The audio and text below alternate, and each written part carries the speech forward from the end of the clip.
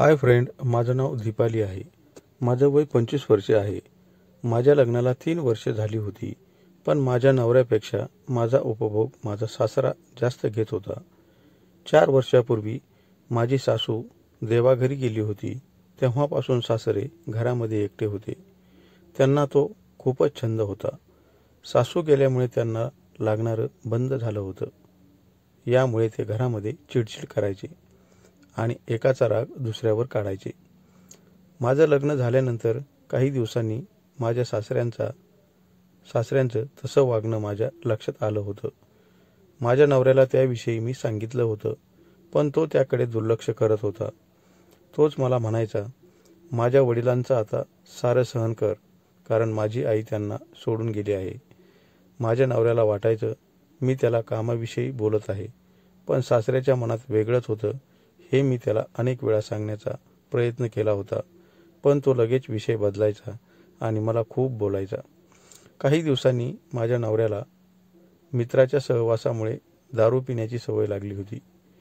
थोड्या दिवस माझे सासरे त्याला खूप बोलायचे, पण तो ऐकण्याच्या मनस्थितीत नव्हता.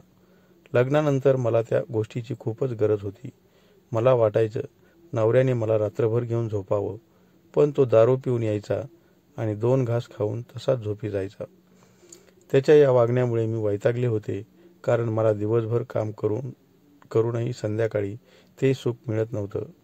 माझा सासरा हे सारं पाहत होता. आपला मुलगा जेवण करून तसाच झोपी जातोय आणि बायकोची इच्छा पूर्ण करत नाही, हे त्याला समजल्यावर त्याने आता त्याचा मोर्चा माझ्याकडे वळवला होता. नवरा झोपल्यावर तो हळूच माझ्याकडे यायचा आणि वेगळेच चाळे करून मला गप्प राहण्यास सांगायचा.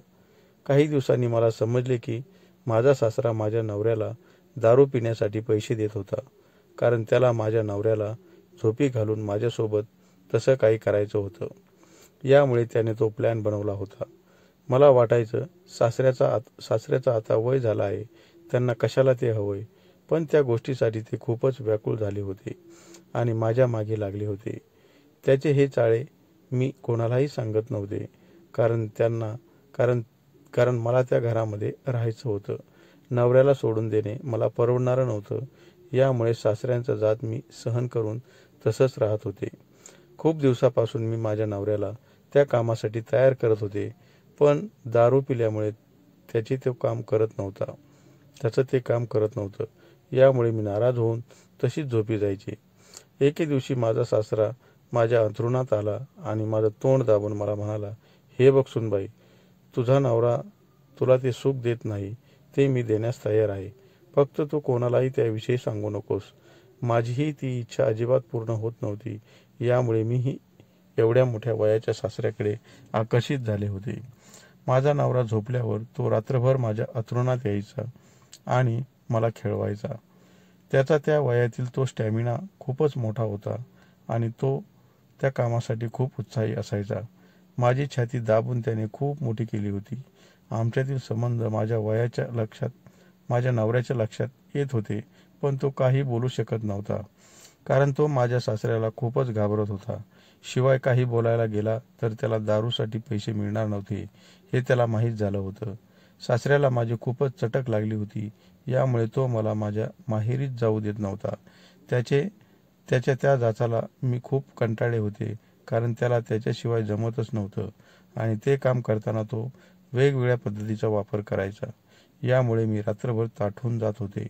माझ्या जवानीचा त्याने सासू गेल्यामुळे खूपच उपभोग घेतला होता. सासूबाईला या वयापर्यंत तो सोडत नव्हता, असंही मी त्याच्याविषयी ऐकलं होतं. शेवटी काही दिवसांनी त्याच्यापासून मला दिवस गेले आणि मला त्याचा तो स्टॅमिना हळूहळू कमी झाला होता, कारण त्याला वाटायचं आता बस झालं, आपल्या घराण्याला नवीन वारसदार मिळणार आहे. त्याला माहीत होतं आपल्या मुलाकडून काही होणार नाही, म्हणून त्याने वारसदार मिळवण्यासाठी माझा पुरेपूर वापर करून घेतला होता.